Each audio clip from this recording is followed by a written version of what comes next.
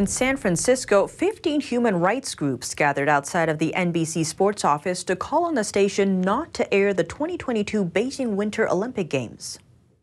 For National Human Rights Day, numerous human rights groups gathered outside of the NBC Sports office in San Francisco to urge the station not to air the 2022 Beijing Winter Olympic Games. The groups cited China's long track record of human rights abuses and genocide.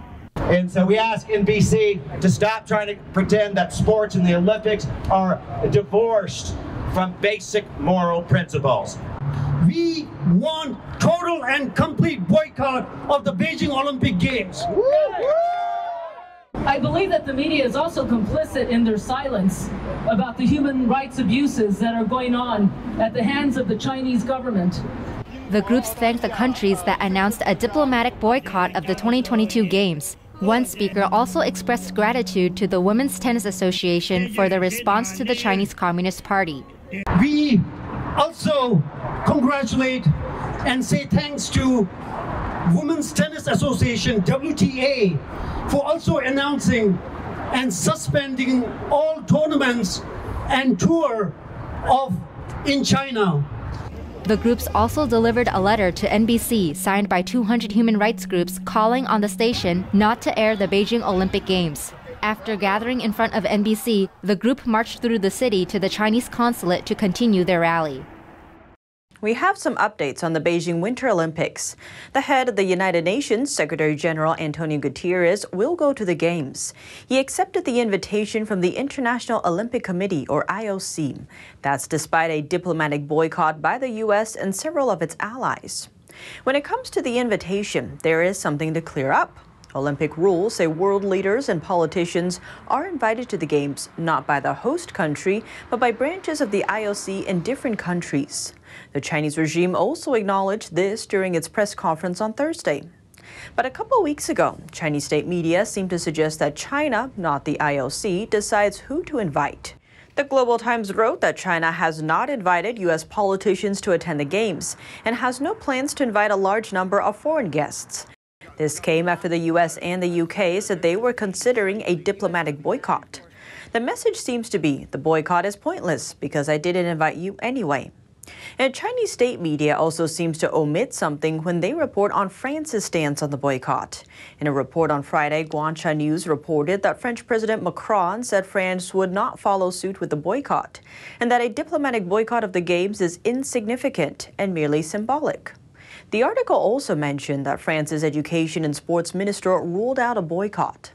Let's take a look at what Macron actually said on Thursday. He did question the usefulness of a diplomatic boycott, but he did not rule it out.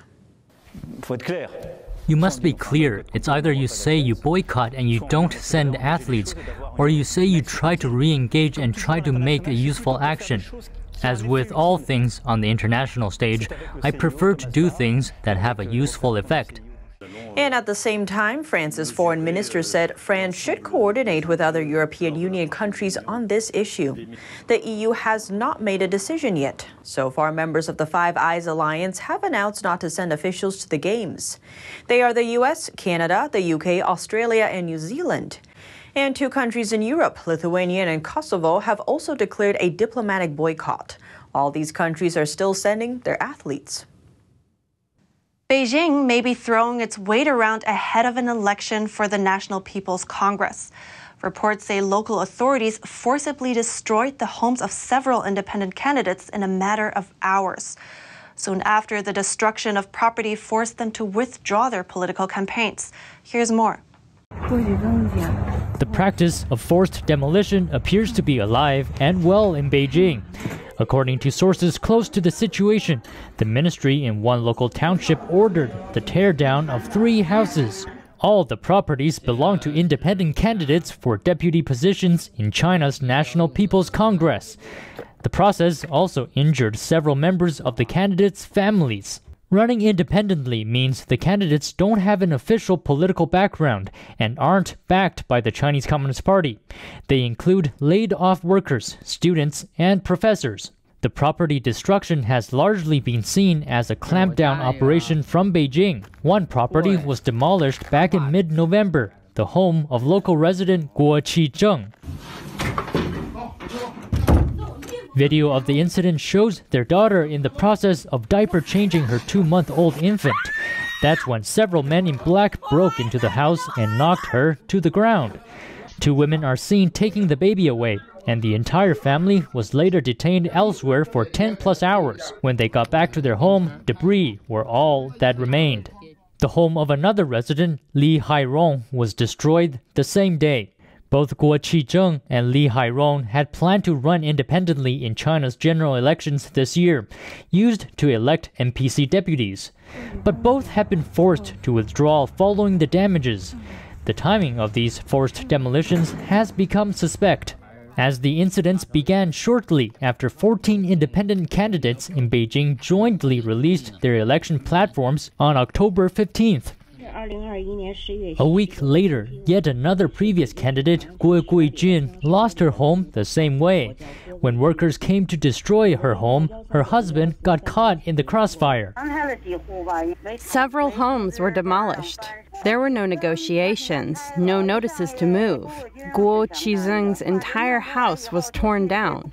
Last month, it was Guo Guijun. They forced them out, even got into their home and beat them. Guo's husband broke a bone. The demolition is large-scale. I believe the order came from high-level officials. NTD reached out to the 14 independent candidates, but none responded before airtime. And after the United States blacklisted it, a Chinese artificial intelligence company is postponing its big stock market debut. The U.S. says SenseTime has links to the Chinese military. NTD's Faye Quarter has the details. Chinese AI startup SenseTime Group delayed its planned $767 million listing in Hong Kong Monday. This comes after it was placed under an investment ban in the U.S. The United States is well within its rights, within its own territory, and within its own population and with its citizens to restrict investment of this nature. SenseTime is best known for its facial recognition technology in China. The Treasury Department accuses it of having developed facial recognition programs that can determine a target's ethnicity, with a particular focus on identifying ethnic Uyghurs.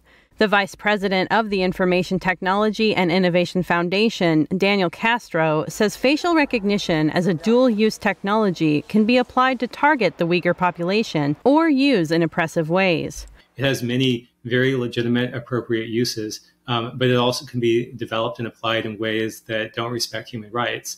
And companies have a responsibility, of course, to step in and make sure their technology is being used appropriately where they can.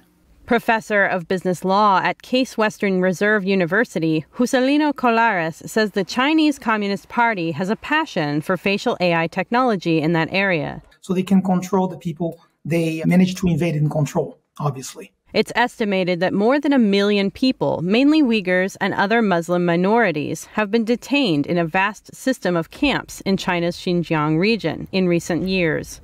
Beijing denies abuses in the region. China says the new U.S. sanctions on SenseTime were based on lies and disinformation. However, the company said it remained committed to completing the offering. It would then publish a supplemental prospectus as well as an updated listing timetable. Faye Quarter, NTD News. The U.S. is not making any essential changes to its policy in the Indo-Pacific region, but it chose a clear rhetoric towards China's aggressions and is trying to maintain its competitive edge over the communist regime.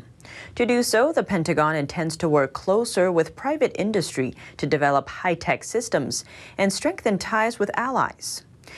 U.S. Secretary of Defense Lloyd Austin said on Saturday that China's recent military activity in the Indo-Pacific, including near Taiwan, are disturbing. He gave the speech at the Reagan National Defense Forum in California.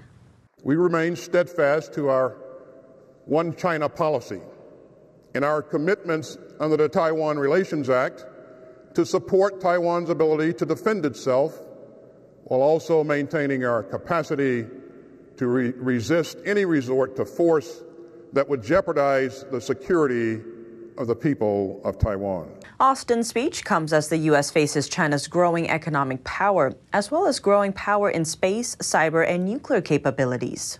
We're clear-eyed about the challenge that China presents. But China's not 10 feet tall. This is America. You know, we have the greatest industry, the greatest innovators in the world, and we're going to do what's necessary to create the capabilities that help us maintain the competitive edge going forward. Austin says the U.S. doesn't want to be in a conflict, but it doesn't fear competition either.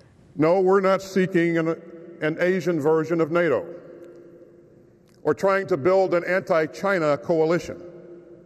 And we're not asking countries to choose between the United States and China. But America isn't a country that fears competition. And we're going to meet this one with confidence and resolve, and not panic and pessimism. Austin adds that he thinks there's a lot of space for diplomacy and leadership to work.